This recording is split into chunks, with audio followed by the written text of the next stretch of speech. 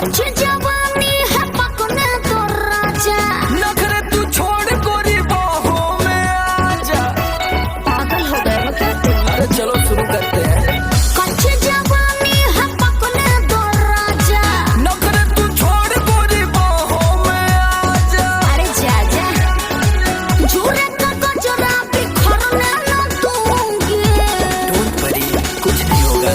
चल हट, कमरिया को टच करने न दूंगी। कमरिया को टच करने न दूंगी। कमरिया को टच करने न दूंगी।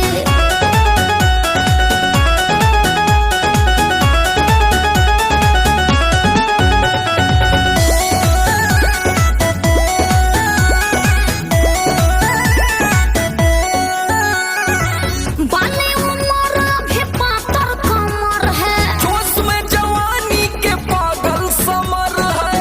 अरे बाप रे, बड़ा ज्यादा मत पगलाओ।